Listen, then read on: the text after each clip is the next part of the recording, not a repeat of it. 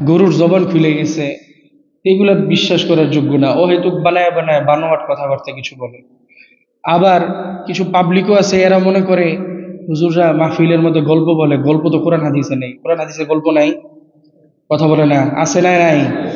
ইউসুফ আলাইহিস সালামের ঘটনা আছে, হজরতে লোকমান হাকিমের ঘটনা আছে, ইউনুস আলাইহিস সালাতু ওয়াস সালামের ঘটনা আছে, তারপরে হজরত মূসা আলাইহিস সালামের ঘটনা আছে। শুধু তাই না, আল্লাহ পাক কোরআনে কারীমে এইভাবে উল্লেখ করে বলছেন, নবী নাহনু নাকুসসু আলাইকা আহসানাল কসস, আমি আপনারে মজার একটা গল্প শোনাবো। এটা কে বলছে? কাকে বলছে? নবীকে বলছে। তো এই জন্যে আমরা ইনশাল্লাহ আজকে কোরআনে বর্ণিত কিছু ঘটনা শুনবো, তবে শিক্ষণীয় কিছু ঘটনা। রাসূলুল্লাহ সাল্লাল্লাহু আলাইহি ওয়াসাল্লাম বহু আম্বিয়া কেরাম আলাইহিস সালাতু ওয়াস সালামকে দুনিয়া পাঠাইছেন। এর মধ্যে যে সমস্ত আম্বিয়া কেরামের উপর কিতাব আসছে, আসমানি কিতাব আসছে, তাদের মধ্যে একজন হচ্ছে হজরতে মূসা আলাইহিস সালাতু ওয়াস সালাম। ওনার উপর কিতাব আসছে। ওনার জাতি ছিল অন্যান্য জাতি থেকে একটু ভিন্ন। কোরআনে কারীমের সূরা বাকারার মধ্যে আল্লাহ পাক রব্বুল আলামিন তার জাতির একটা ঘটনা উল্লেখ করছেন। সূরা বাকারা, বাকারা শব্দের অর্থ হলো গাভী। বাকারা শব্দের অর্থ কি? গাভী। এখন এই বাকারা সূরার মধ্যে গাভী নিয়ে কিন্তু পুরোটা সূরার মধ্যে আলোচনা নাই। আলোচনা এই সূরা বাকারার মধ্যে অনেক বিষয় নিয়ে আসছে। বাকারা গাভী নিয়ে আলোচনা আসছে অল্প একটু, কিন্তু আল্লাহ পাক রব্বুল আলামিন এই ঘটনাকে উল্লেখ করে পুরা সূরার নাম বাকারা হিসাবে উল্লেখ করে দিয়েছেন। তো এই বাকারা নিয়ে আল্লাহ পাক রব্বুল আলামিন একটা ঘটনা সূরা বাকারার মধ্যে আল্লাহ পাক রব্বুল আলামিন বর্ণনা করেছেন।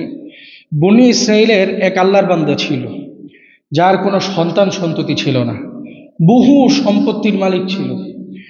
তো অনেক সম্পত্তির মালিক ছিল। এখন সে চিন্তা করতো, আমি যদি মারা যাই তাহলে আমার সব সম্পত্তির মালিক হবে আমার ভাতিজা, যেহেতু আমার ছেলে মেয়ে কেউ নাই। টেনশনে পড়ে গেছে।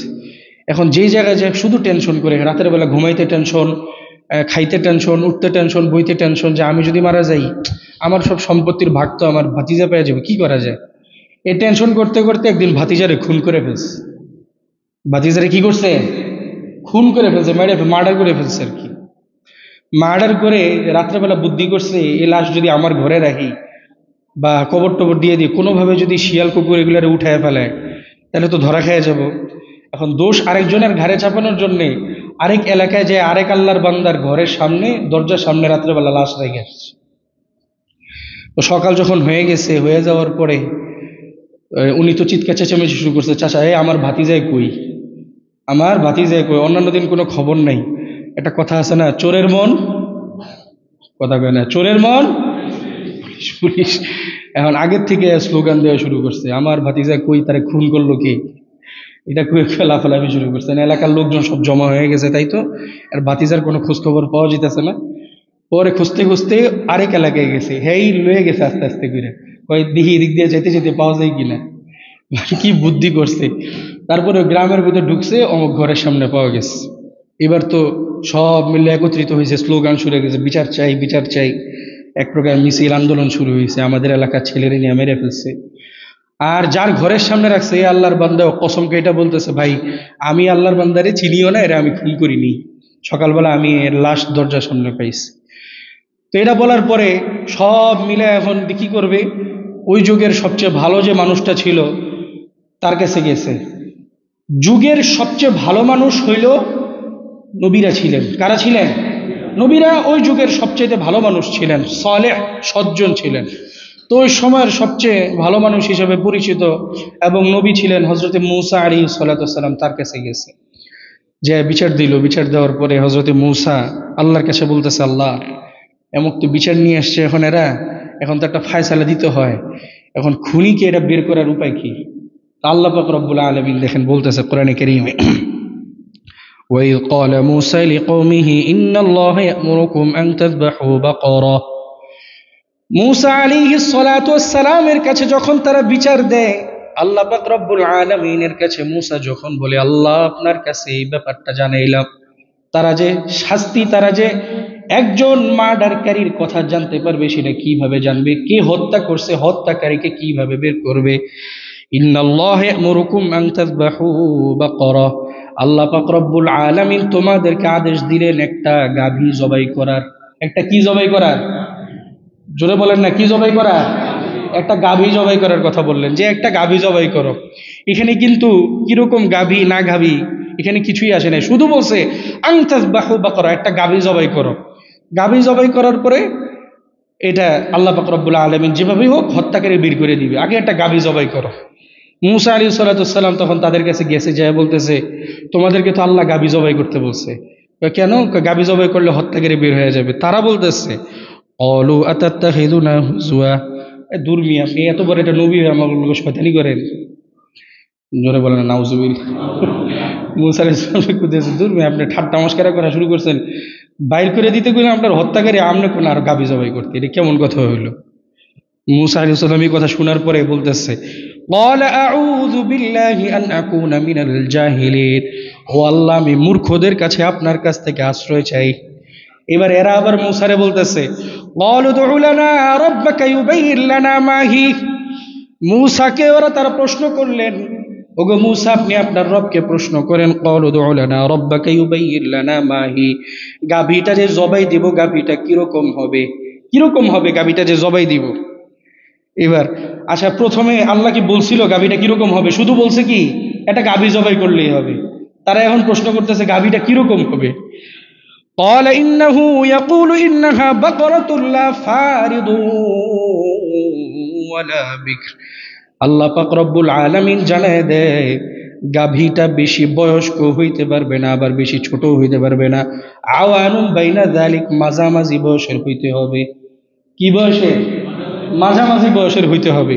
গাভীটা বেশি বড় হইতে পারবে না, আবার ছোট হইতে পারবে না। কি বয়সের হইতে হবে? মাঝামাঝি বয়সের হইতে হবে। ফাফআলু মা তু'মারুন, মূসা তাদেরকে গিয়ে বলল আর প্রশ্ন করার দরকার নাই, আল্লাহ যেহেতু বলেছেন মাঝামাঝি বয়সের হবে, মাঝামাঝি বয়সের একটা গাভী জবাই করলে আল্লাহর হুকুম পালন হয়ে যাবে, ওটাই করো। এরপরে এরা আবার প্রশ্ন শুরু করছে, ক্বালু দু'ু লানা রাব্বাকা ইউবাইয়িন লানা মা লাউনুহা, মূসারে প্রশ্ন করে, ওগো মূসা রবের কাছে প্রশ্ন করেন। বুঝলাম গাভীটা বড় হইতে পারবে না, ছোট হইতে পারবে না, মাঝামাঝি হইতে হবে। আল্লাহর কাছে প্রশ্ন করেন গাভীটার রং কিরকম হবে, গাভীটার রং কিরকম হবে। এখন এই প্রশ্ন করার পরে আল্লাহর কাছে আবার প্রশ্ন করছে, আল্লাহ এরা তো জানতে চেয়েছে গাভীর রং কিরকম হবে।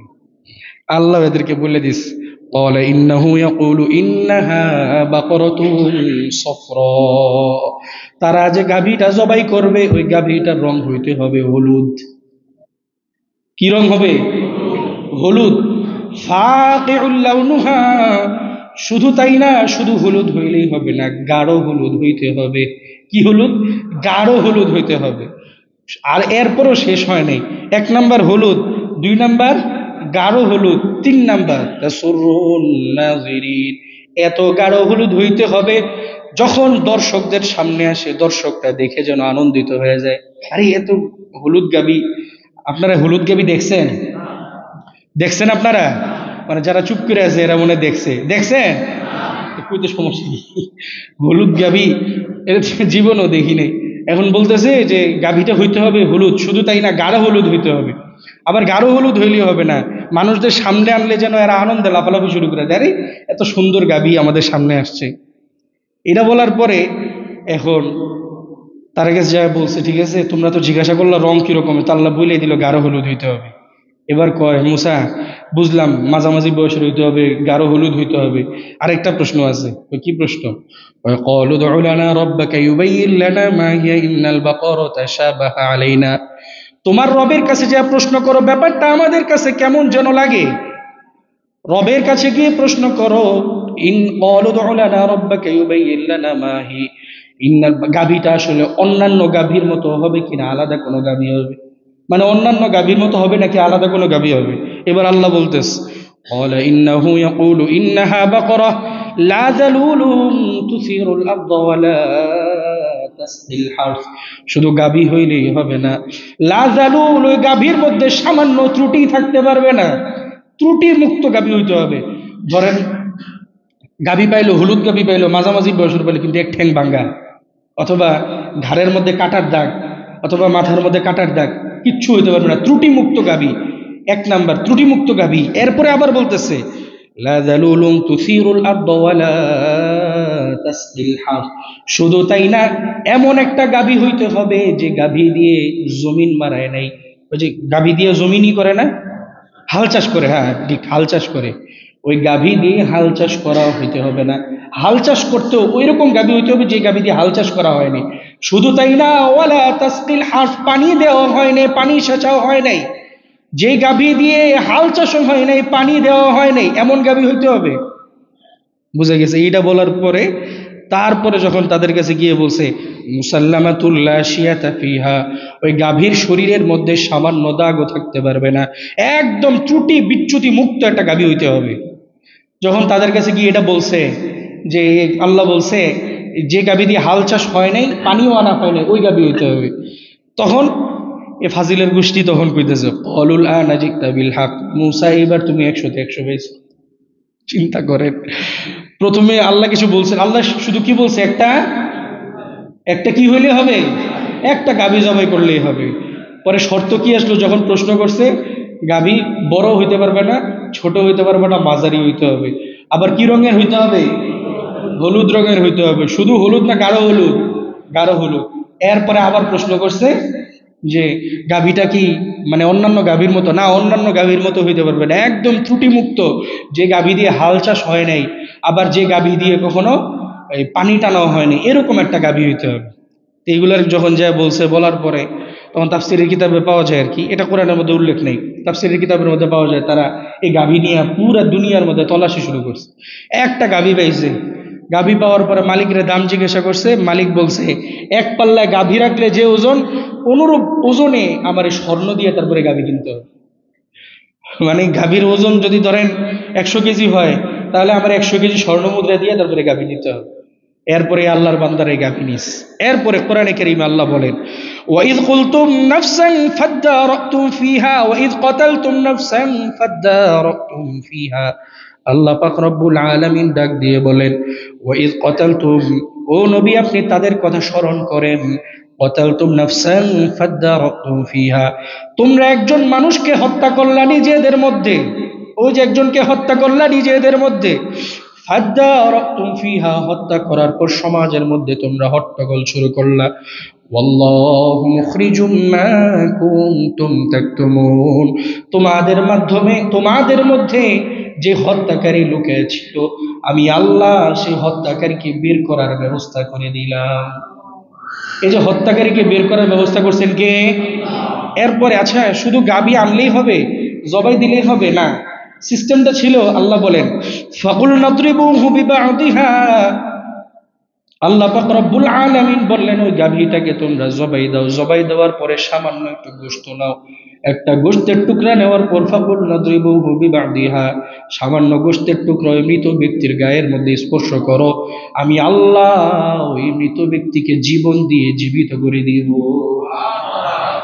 কাযালিকা ইউহিল্লাহুল মাউতা, অনুরূপভাবে আমি আল্লাহ সকল মৃত ব্যক্তিকে জীবিত করব। আমরা যদি মারা যাই, মাটির সাথে মিশে যাই, আমাদেরকে আল্লাহ কিয়ামতের ময়দানে উঠাতে পারবেন কি পারবেন না? পারবেন কি পারবেন না? কোরআনে কারীমে সূরা কিয়ামার শেষ অংশে আল্লাহ পাক রব্বুল আলামিন বলেন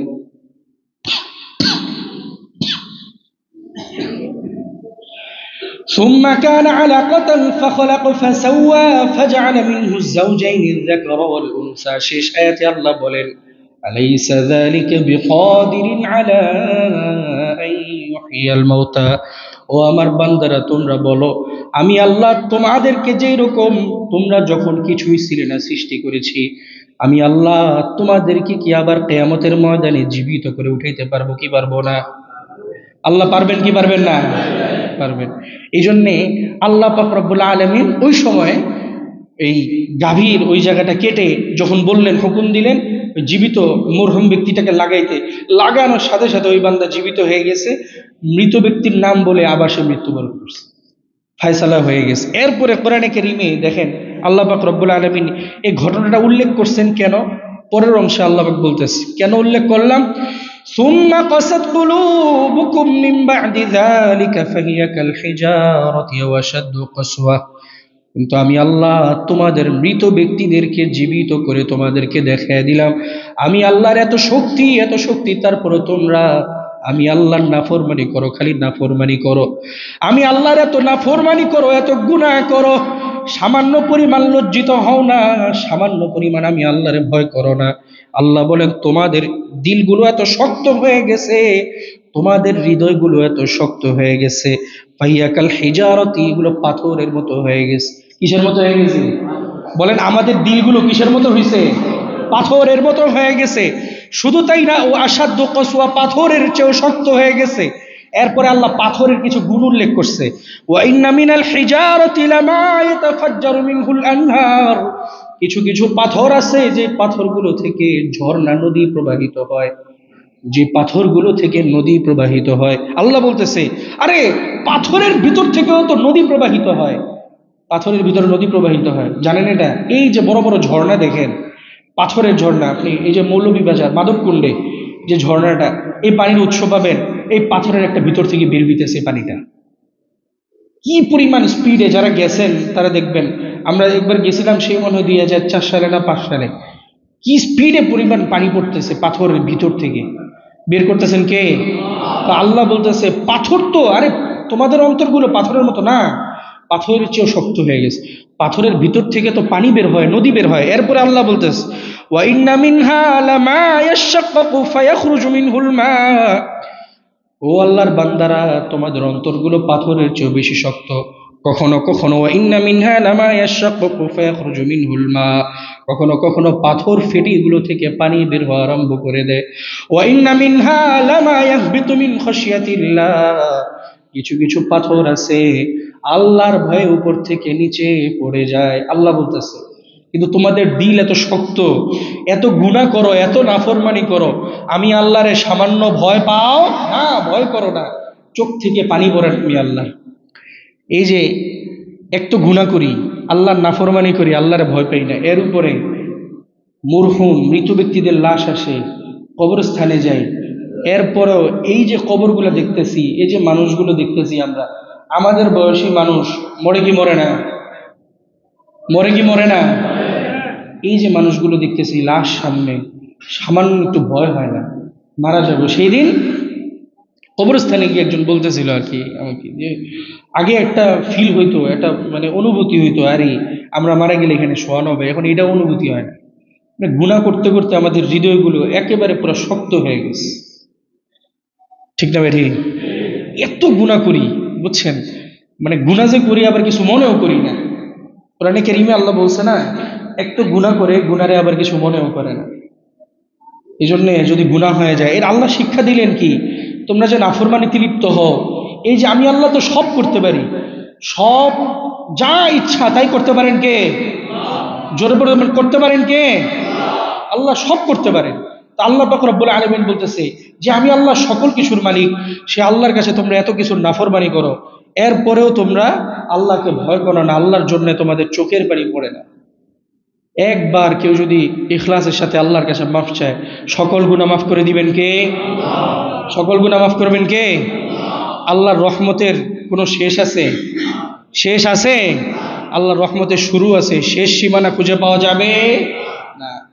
এই জন্য রাসূলুল্লাহ সাল্লাল্লাহু আলাইহি ওয়াসাল্লাম বলেন, সাহস করে কেউ যদি একবার আল্লাহর দিকে আগায়, হাদিসের মধ্যে আসে রাসূলুল্লাহ সাল্লাল্লাহু আলাইহি ওয়াসাল্লাম বলেন, মান আতানি ইয়ামশি আতাইতুহু হারওয়ালা, মান আতানি যিরাআ আতাইতুহু যিরাআইন, আমার কোন বান্দা যদি আমার নিকট 1 হাত অগ্রসর হয়, 1 বিঘত অগ্রসর হয়, আমি আল্লাহ তার নিকট রহমত নিয়ে 2 বিঘত অগ্রসর হয়ে যাই।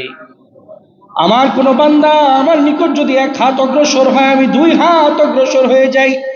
ওয়ামান আতানি ইয়ামশি, আমার কোন বান্দা যদি আমার নিকট হেঁটে হেঁটে আসে, আতাইতুহু হারওয়ালা, আমি আল্লাহ আমার রহমত নিয়ে আমার ওই বান্দার কাছে দৌড়ে দৌড়ে উপস্থিত হয়ে যায়। একবার ডাক দিলে সাড়া দেন কে? জোরে বলেন, সাড়া দেন কে? তোমাকে ডাকি যদি একবার আল্লাহ, আমাকে কাছে টানো বারবার। কি বলেন? আল্লাহরে একবার ডাকলে আল্লাহ একবার সাড়া দেন না বারবার? যদি পথ ভুলে যায় আমাকে দিও ঠাই, দিও দিশা এইটুকু আবদার আল্লাহ, আমাকে কাছে টানো বারবার। এই জন্যে আল্লাহ পাক রব্বুল আলামিনের কাছে চোখের পানি ফেলে জীবনের গুনাহের জন্য একবার যদি মাফ চাওয়া যায়, জিন্দেগির সব গুনাহ আল্লাহ মাফ করে দিবেন। হাদিসে কুদসির মধ্যে আল্লাহ বলেন, ইয়াবনা আদম লাউ বালাগাত যুনুবুকা আনানাস সামা, ও আমার বান্দারা, ও আদম সন্তান, তোমার গুনাহ কতটুকু হয়েছে পরিমাপ করো। কয় আল্লাহ কেমনে পরিমাপ করব? কয় তুমি চারিদিকে আশেপাশে তাকাও, তোমার গুনাহ ভরতে ভরতে জমিন থেকে কতটুকু উপরে উঠছে দেখো, বাড়ির ছাদটা পর্যন্ত তুমি গুনাহ করতে পারছো কিনা। বান্দা বলবে আল্লাহ এত গুনাহ করতে পারিনি জীবনে, সারা জীবন যদি নামাজ না পড়ি, সারা জীবন যদি জেনার মধ্যে লিপ্ত থাকি, আল্লাহ সারা জীবন যদি যাকাত না দেই, সারা জীবন যদি আপনার হুকুম আহকাম পালন না করি, এত গুনাহ তো হয় নাই, বাড়ির ছাদটা পর্যন্ত পৌঁছায় নাই।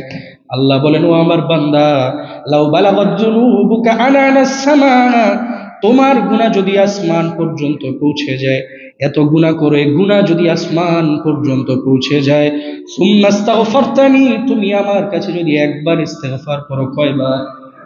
জোরে বলেন কয়বার?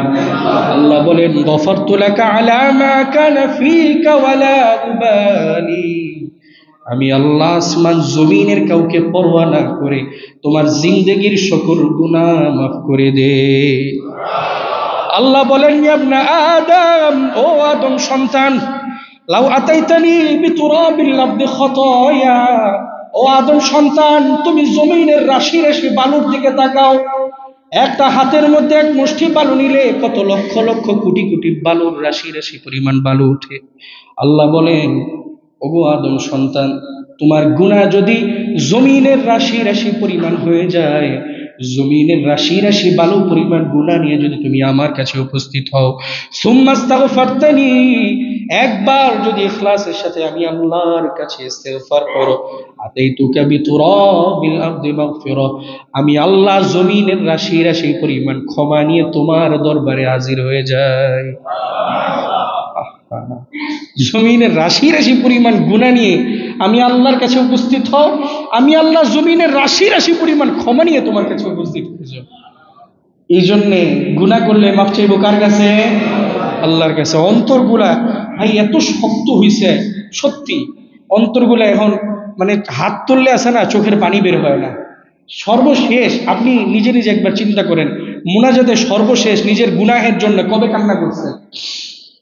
একবার চিন্তা করেন, চোখ বন্ধ করে চিন্তা করেন যে আমি সর্বশেষ কবে নিজের গুনাহের জন্য আল্লাহর কাছে বলছি, আল্লাহ এই জমিন আমাদের জন্য বিছিয়ে দিয়েছেন কে? এই আসমানকে আমাদের জন্য ছাদ বানাইছেন কে?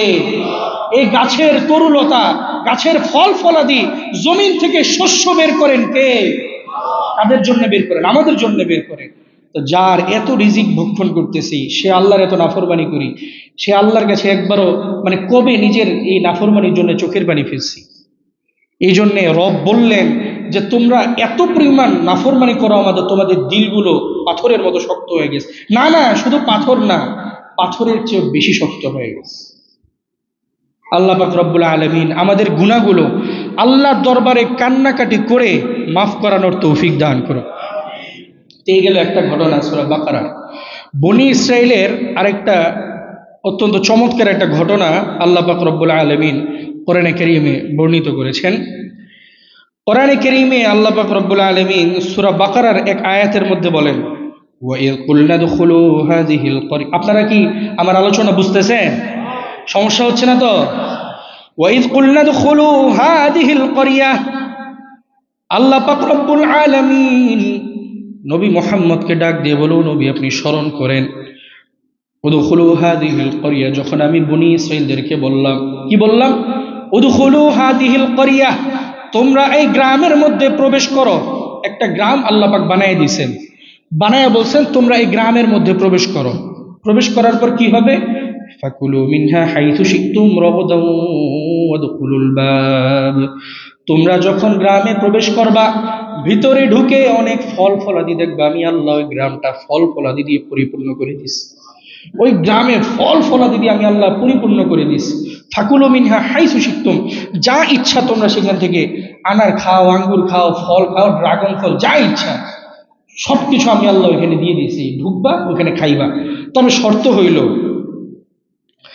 ওয়াদখুলুল বাবা সুজ্জাদা, এক নাম্বার শর্ত হইল যখন গ্রামের মধ্যে প্রবেশ করবা তখন তোমরা মাথাটা নত করে সেজদা দিয়ে প্রবেশ করবা। কি দিয়ে প্রবেশ করবা? সেজদা দিয়ে প্রবেশ করবা। দুই নাম্বার শর্ত, এক নাম্বার সেজদা দিয়ে, দুই নাম্বার শর্ত হইল ওয়াকুলু হিত্তাতুন নাগফির লাকুম খাতায়াকুম, আর তোমরা বলতে থাকবা হিত্তা। কি বলবা? সবাই আমার সাথে বলেন হিত্তা। সবাই বলেন হিত্তা। হিত্তা শব্দের অর্থ আল্লাহ মাফ করে দেন। আল্লাহ বলতেছেন তোমরা যদি আমার কাছে মাফ চাও, হিত্তা বলো, নাগফির লাকুম খাতায়াকুম, আমি আল্লাহ তোমাদের সকলের গুনাহগুলো মাফ করে দিব। আল্লাহ বলতেছেন আমি আল্লাহ তোমাদের গুনাহগুলো মাফ করে দিব। তোমরা হিত্তা বলো বলে, আর প্রবেশ করবা কিভাবে? প্রবেশ করবা কিভাবে? সেজদা দিয়ে। কি বলে? কি বলতে বলতে প্রবেশ করবা? হিত্তা বলতে বলতে প্রবেশ করবা। কেন? এই ঘটনা আবার আল্লাহ পাক রব্বুল আলামিন 6 নম্বর পারার 10 নম্বর পৃষ্ঠার মধ্যে, 11 নম্বর পৃষ্ঠার মধ্যে উল্লেখ করছেন। 10 নম্বর পারার শেষের দিকে, 10 নম্বর পৃষ্ঠার শেষের দিকে আল্লাহ পাক রব্বুল আলামিন উল্লেখ করেছেন, একটা জাতি ছিল, যে জাতির নাম ছিল আমালিকা। আমালিকা সম্প্রদায়, তারা তৎকালীন শাম, এই যে এখন ফিলিস্তিন, সিরিয়া, জর্ডানের কিছু অংশ, এই পুরো জায়গাটাকে কি বলে? শাম বলে। কি বলে?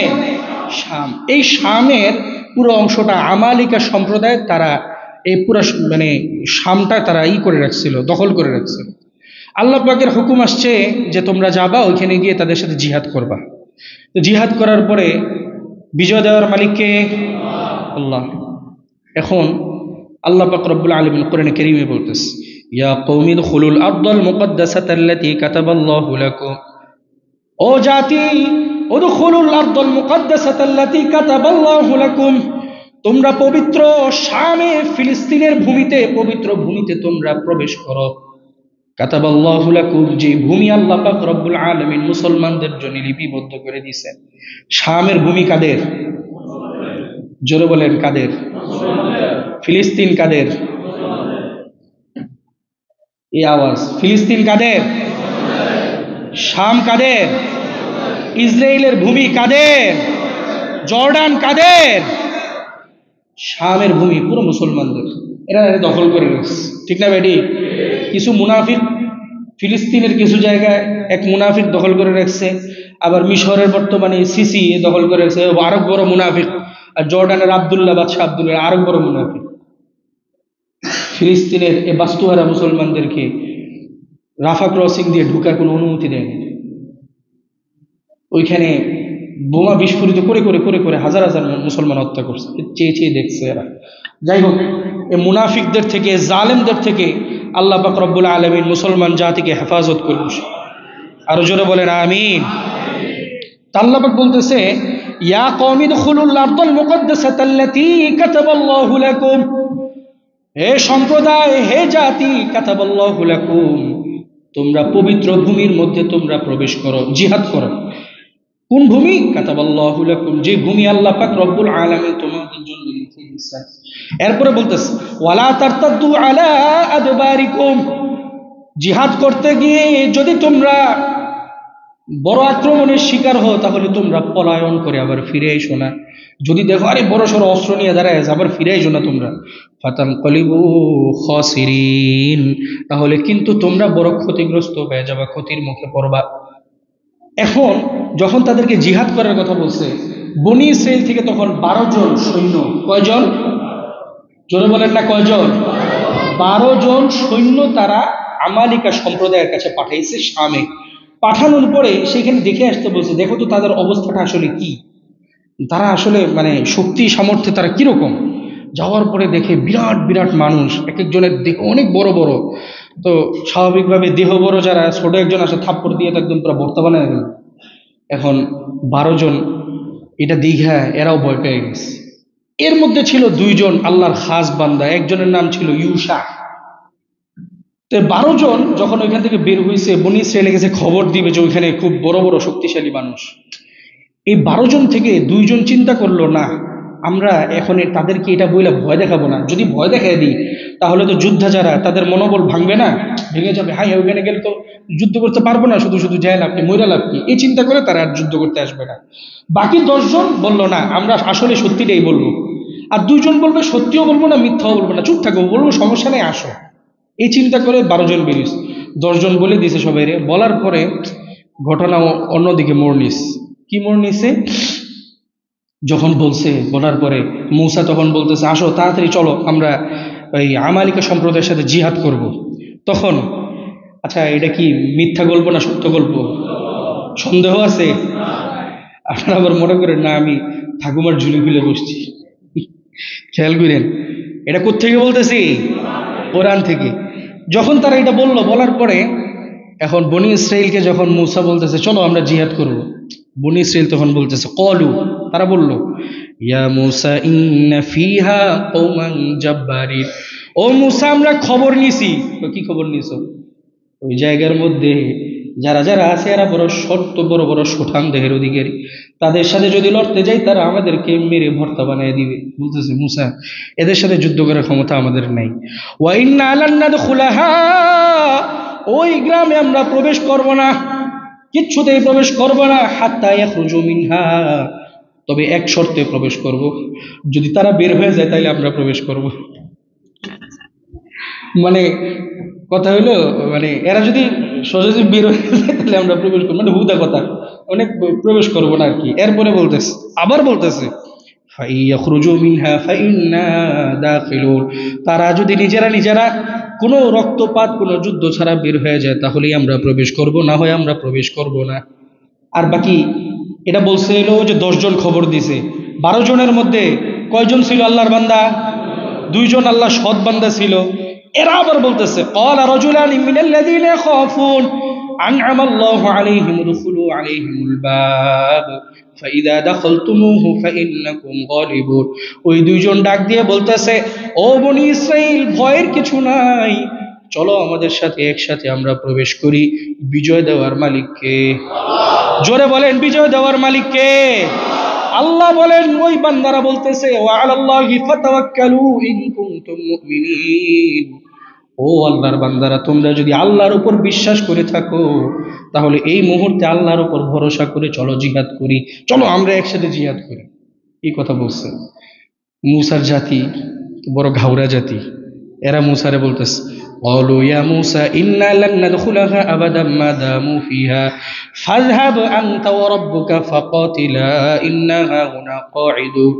মূসা এক কাজ করো, ফাযহাব আনতা ওয়া রাব্বুকা, তুমি আর তোমার আল্লাহ ওইখানে গিয়ে আমালিকা সম্প্রদায়ের সাথে যুদ্ধ করো, আর আমরা এইখানে বৈশা বৈশা তোমাদের যুদ্ধ দেখি। বলে না নাউজুবিল্লাহ। বলতেছে আমরা তো যাবোই না, এক কাম করো তুমি আর তোমার খোদা যাও, যায় এদের সাথে যুদ্ধ করো, আর আমরা এখানে বসে বসে তোমাকে যুদ্ধ দেখি। মূসা আলাইহিস সালাম এত রাগ করছিল, এত রাগ করছিল হযরতে মূসা, সাথে সাথে আল্লাহর দিকে ডাক দিয়ে বলতেছে ক্বালা রাব্বি ইন্নী লা আমলিকু ইল্লা নাফসি ওয়া আখী ফাফরুক বাইনানা ওয়া বাইনাল কওমিল ফাসিকিন।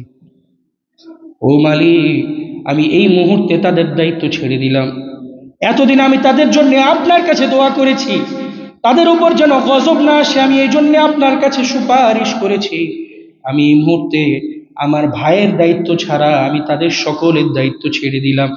আপনি ফাফরুক বাইনানা ওয়া বাইনাল কওমিল ফাসিকিন, আপনি তাদেরকে ফয়সালা করে দেন, আপনি তাদেরকে যা ইচ্ছা তাই করেন।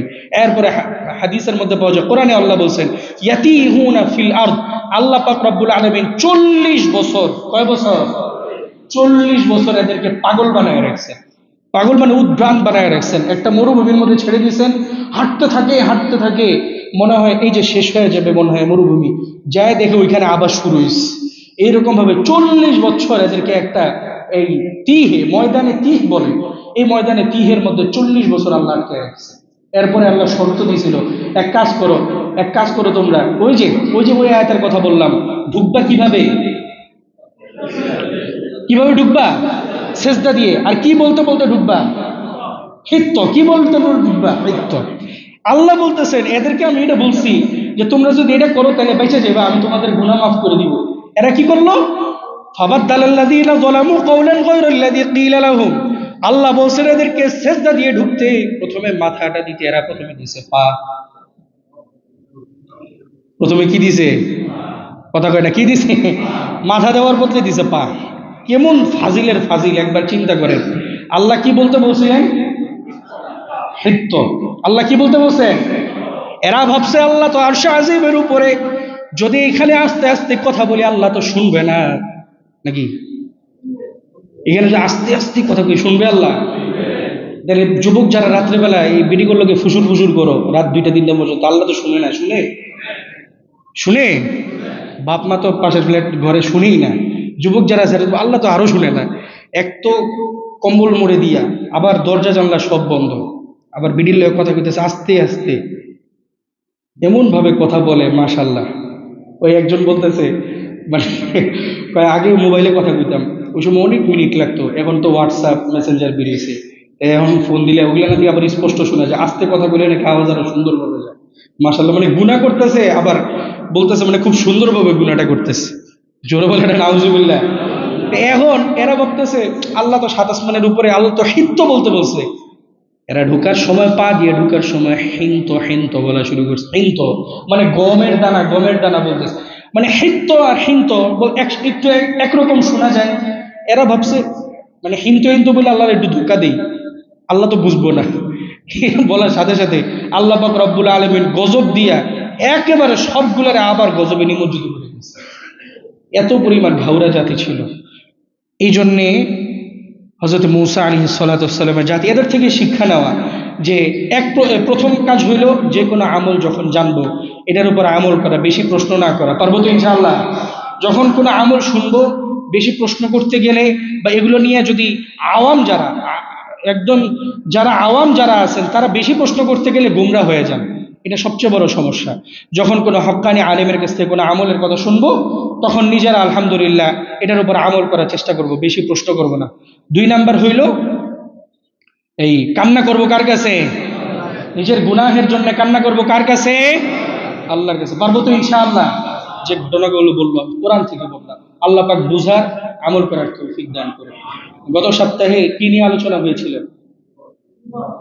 কি নিয়ে? সবাই বলে না কি নিয়ে? আপনি কোন ক্লিয়ার জীবন? আপনি ছিলেন নাকি? আপনি ছিলেন না? কি নিয়ে আলোচনা হয়েছে? গীবত। ছাড়ছেন কে কে? হাত তোলেন তো দেখি। যে হুজুর আমি গত সপ্তাহের বয়ান শুনে আলহামদুলিল্লাহ এই সপ্তাহে গীবত করি নাই। কে কে আছেন দেখি? আচ্ছা, আরেকটা প্রশ্ন করি আপনাদেরকে যারা শুনছেন, এই যে বিস্তারিত গত সপ্তাহের গীবত নিয়ে যে আলোচনাটা করছি, এমন আলোচনা শুনছেন কখনো? শুনছেন? গীবতের পরিচয় সহ একদম প্রত্যেকটা ভয়াবহতা হুকুম সবগুলো কোরআন হাদিস থেকে একদম পুঙ্খানুপুঙ্খানুরূপে বললাম। তারপর আপনারা এই বদভ্যাসটা ছাড়তে পারেননি দেখা যায়। তাহলে এগুলা বয়ান করে লাভ কি বলেন? হুকুম আহকাম এগুলা। তার মানে দেখা গেল গত সপ্তাহে বয়ান করছে, এই সপ্তাহে গীবত করছেন। এক কাজ করেন, আমরা যখন আমলের নিয়তে কোনো কথা শুনবো নিজেদের আমল বাস্তবায়ন করার চেষ্টা করবো ইনশাআল্লাহ। জোরে বলেন ইনশাআল্লাহ। তো আমরা একটা টার্গেট নেই, আগামী সপ্তাহ পর্যন্ত ইনশাআল্লাহ নিয়ত করি যে একান্ত না, একান্ত কি জায়গা আমার আরেকজনের গীবত না করলে কি আমার পেটের ভাত হজম হবে না? কথা বলে না, মানে যারা চুপ করে বসে আছে এদের হবে না। আরেকজনের ব্যাপারে নাক না গলাইলে আমার পেটের ভাত হজম হবে না, তাহলে কেন আরেকজনের দোষ বলতে হবে? আমার আব্বা একটা সুন্দর কথা বলতেন, উনি তো একটা মসজিদে দায়িত্বে ছিলেন, তো উনি অত্যন্ত সুন্দর একটা কথা বলতেন যে আমি যারা ইমাম সাহেব আছে মানে উনি বুঝাইতেন যে আমি আলহামদুলিল্লাহ 5 ওয়াক্ত নামাজ পড়ি, সকল গুনাহ থেকে ইমাম হওয়ার সুরতে ইমাম হওয়ার কারণে সহজে চাইলেও একটা গুনাহ করতে পারি না। আচ্ছা, আমি যদি চাই এই বাজারের মাঝখানে একটা চায়ের দোকানে বসে সিগারেটে টান দিতে পারবো? কি ও টান দিতে পারবো? পারতাম না। আমি যদি চাই এই আপনার বাজারের মধ্যে এই মানে লুঙ্গি ওসা কইরা ঠ্যাংটা বের করে হাঁটুটা বের করে লাডি লয়ে ঘুরতে পারবো? পারবো? বেডি লয়ে ঘুরতে পারবো? পারবো না। মানে চাইলেও পারবো না। কেন? আল্লাহ পাক রব্বুল আলামিন আমাকে এমন একটা জিন্দেগি দিয়েছেন যে জিন্দেগিতে কবিরা গুনাহ বলতে কিচ্ছু নেই, একদম ভাবে আল্লাহর দ্বীনের মধ্যে আবদ্ধ থাকতে হয়। তা আব্বা বলতেন আর কি, আব্বু এইভাবে বলতেন যে এত আমল করি, এই যে 5 ওয়াক্ত নামাজ পড়তেছি, রমজানের রোজাগুলো রাখতেছি, এত এত ছেলেদেরকে আলেম বানায় মাদ্রাসা থেকে বের করতেছি, হাফেজ বানায় বের করতেছি, এত দিনের কাজ করতেছি, কিয়ামতের ময়দানে এই হাজার হাজার লক্ষ লক্ষ কোটি কোটি আমল নিয়ে যদি আল্লাহর সামনে দাঁড়াই, আল্লাহ পাক রব্বুল আলামিন যদি আমারে ডাক দিয়ে বলে, আমার বাবার নাম ছিল আবু বকর, তো বলতেন, আবু বকর এত আমল নিয়ে এসছো? হো আল্লাহ, অনেক আমল নিয়ে এসেছি। আল্লাহ যদি বলেন, আবু বকর যাও, ও যে দেখতেছে জাহান্নাম, ওইখানে ঢুকো। আব্বু প্রশ্ন করতেন, আমার ওই সময় কিছু করার আছে? আপনারা কি বলেন, ওই সময় কি আমি আল্লাহর এই কথার প্রতিবাদ করতে পারবো? জোরে বলেন, পারবো? তো যেখানে আমার জান্নাতের গ্যারান্টি নিয়ে এত আমল করি, তা আমি আরেকজনের পিছিয়ে কিলে গেলেন, আরেকজনের জান্নাতি বানানোর এত চিন্তা আপনার ভিতরে কেন? সে সামান্য দোষ করলে এগুলো নিয়ে কেন এত আলোচনা? কেন অভ্যাসগুলো ছাড়তে পারি না বলেন? এই জন্য টার্গেট নিব, আজকে শুক্রবার, আজকে থেকে ইনশাআল্লাহ নিজের জবানকে হেফাজত করো। পারবো তো ইনশাআল্লাহ? ইনশাআল্লাহ খালি বলতেছি, আগামী সপ্তাহে আমি দেখবো ইনশাআল্লাহ। এই যে বয়ানটা করছিলাম গত সপ্তাহে, এটা আলহামদুলিল্লাহ ফলাইতে পারিনি। এই সপ্তাহ থেকে যে কয়দিনই হোক ইনশাআল্লাহ এই নিয়তে, এই টার্গেট করে আমলটা করব যে রাসূল বলছেন গীবত করা হারাম, আল্লাহ বলছেন সামনে পিছনে কারো দোষ ত্রুটি বলা হারাম। কেউ যদি আল্লাহর কোনো বান্দার দোষ ত্রুটি সামনে পিছনে বলে, আল্লাহ রাসূল সাল্লাল্লাহু আলাইহি ওয়াসাল্লাম বলছেন ইয়াহমাশুনা উজুহাহুম ওয়া সুদুরহুম, এরা যখন কবরের মধ্যে এদেরকে দেয়া হবে, কিয়ামত পর্যন্ত বছরের পর বছর আল্লাহ পাক এদের একটা তামার নখ দিয়ে দিবে, এরা এদের চেহারাগুলো, এদের পেটগুলো ফাটতে থাকবে। যখন আল্লাহ রাসূল সাল্লাল্লাহু আলাইহি ওয়াসাল্লাম জিজ্ঞাসা করছেন এরা কারা, তখন জিবরাইল বলছিল ইয়াকুলুনা লুহুমান নাস, এরা মানুষের গোশত খেত, এরা গীবত করত। তো আমরা এই শাস্তি ভোগ করতেও পারবো না, আর আমরা এই অপরাধ করবো না ইনশাআল্লাহ।